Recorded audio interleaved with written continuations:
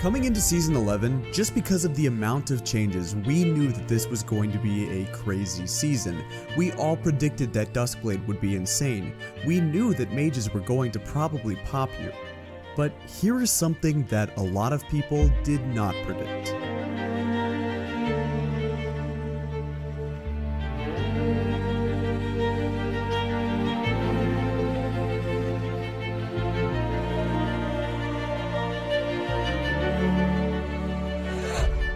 League of Legends' oldest champions have been struggling for quite a while. That is no secret.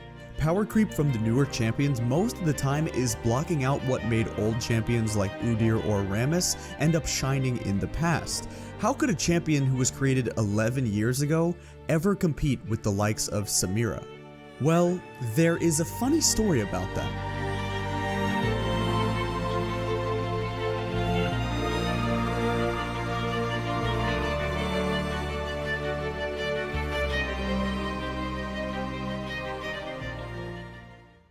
Without the awesome support from games like Mobile Legends, videos like these just would not be possible. Mobile Legends Adventure is a stress-free idle RPG for adventurers. The game includes mysterious battles, dungeons, mazes, less complicated gameplay, and a more enjoyable experience. Even while you're offline, if you had to look away for a while or take care of some real-life stuff, you can still earn abundant rewards. In League, while we all play, we have these super long queue times and a bunch of champion select dodges, so just whip out MLA and keep playing. For me, the absolute draw of the game has been the heroes and the theme. Each hero has their own story, skins, and signature ultimate animation, all of which look sweet. The best part of the character experience is the animated art, and that manga style goes well with these excellent character sprites. When you're scrolling through the list of heroes and one of them catches your eye, which for me it was Hellkurt, it's really cool to click on them. This guy is an absolute beast. You can use summon scrolls to summon your favorite heroes, and different tattoos will bring you different heroes. Starting on December 18th, the game will release a lot of Christmas benefits and rewards. With the biggest carnival in its history, there is no reason to not go download MLA. Use the link in the description down below, and thank you once again for the support from Mobile Legends Adventure. Amumu was released on June 26th of 2009 as one of the game's oldest champions. Not only are his abilities practically the same as they were in 2009 with a couple of changes here and there, but nothing too crazy, his champion model is also more or less the same.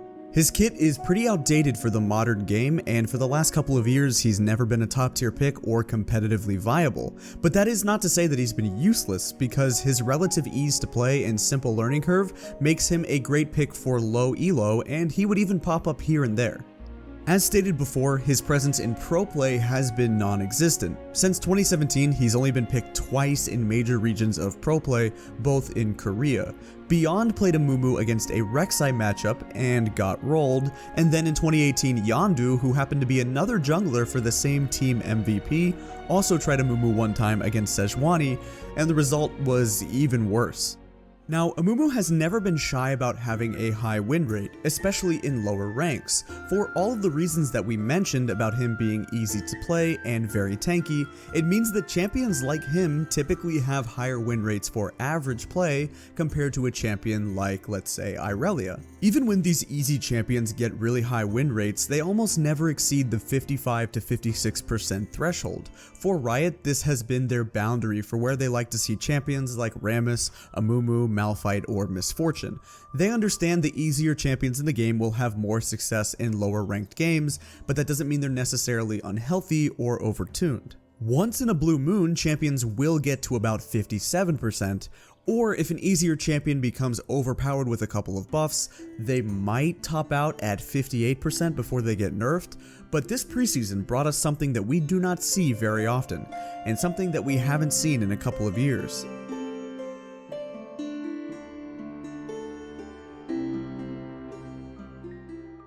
This elusive 60% win rate threshold almost never happens, at least by the right filters. The parameters that we typically use when we look at win rates are distributing by rank and play rate. For example, when you ask somebody right now what Olaf's win rate is, the chances are they'll come back to you saying 53.81%. This is because stats websites have normalized showing you data from games in Platinum Plus, meaning any ranked games that are played in Platinum or higher. However, you could say equally that Olaf's win rate is 47.98% or that his win rate is 58.21%, and both would be true, since these are the win rates collected by only Iron tier games or only in Challenger tier games respectively.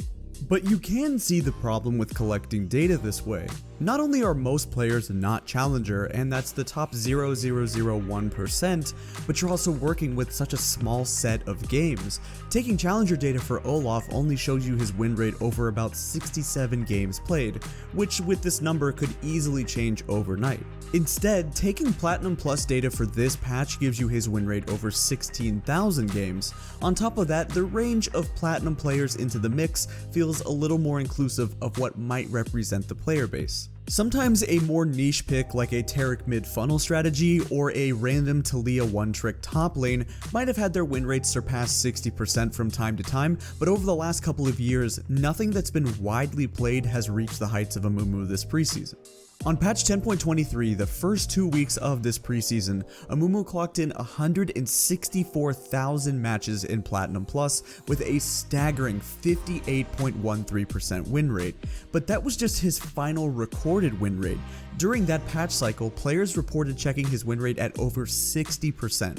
Sorting by all ranks, taking games from Iron to Challenger, with 1.3 million matches, he finished with 60.66%. So how in the world did one of League's oldest champions with a very outdated kit end up being so strong?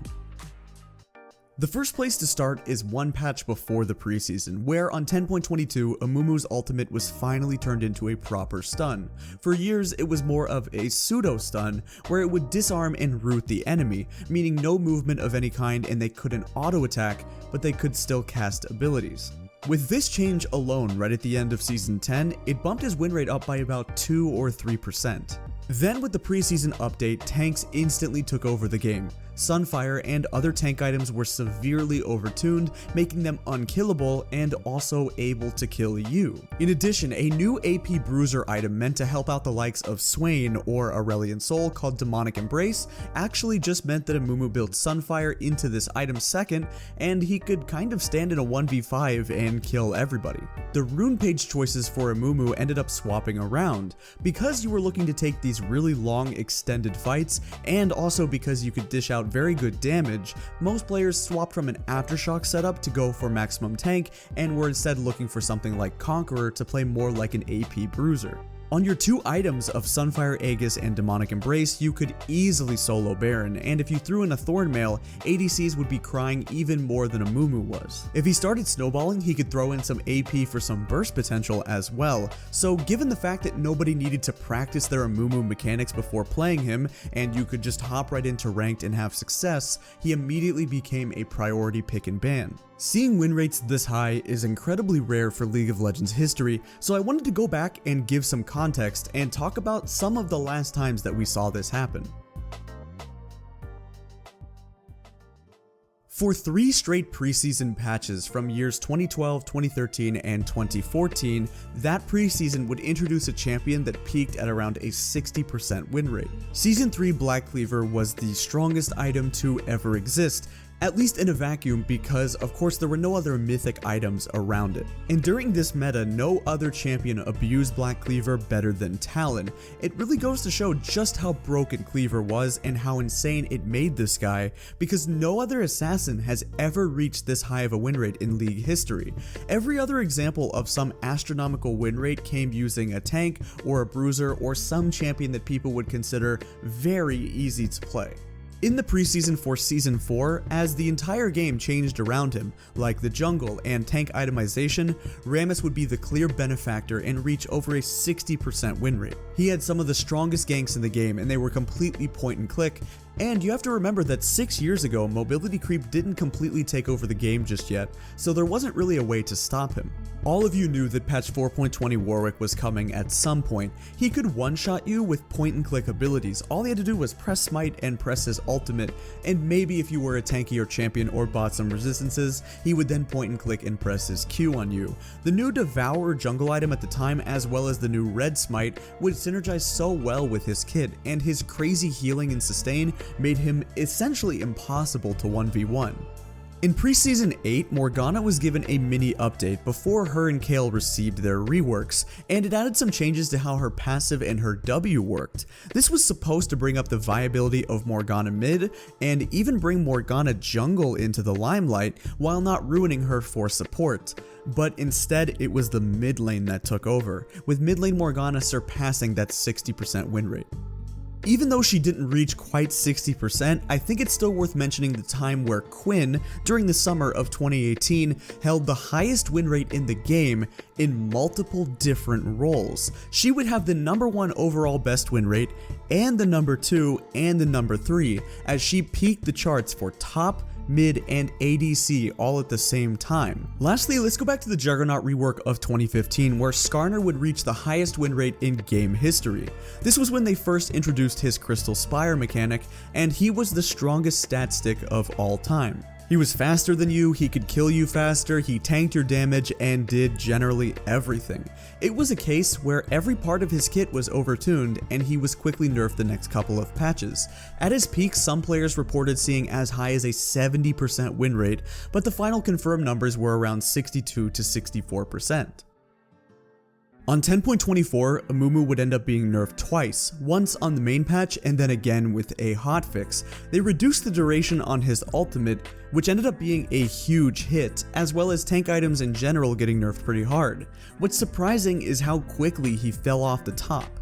Amumu now feels like a bottom feeder with a 47% win rate and clearly has been over-nerfed. Players who got free low with him a couple of weeks ago have now dropped the champion entirely. You're not seeing him in high elo games very often, and players who were testing him out are no longer doing so. What sucks about these older champions who end up stat checking you with crazy damage and tankiness is that there's no real way to balance them in Season 11. Objectively speaking, if Amumu is going to match these new champions, he has to have strong numbers, since his kit is 11 years old. My hope is that he can at least get back to being as strong as he was last season, which was far from top tier, but he could be picked in niche spots. According to Tyler1, Amumu is the counter to funneling. Just in case, I'll pull out a counter. Just in case. We counter funnel.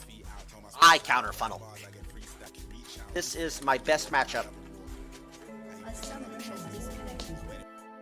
Anyway, if you enjoyed watching, please leave a like because it helps out immensely with that YouTube algorithm. Thank you very much, and I'll see you guys next time.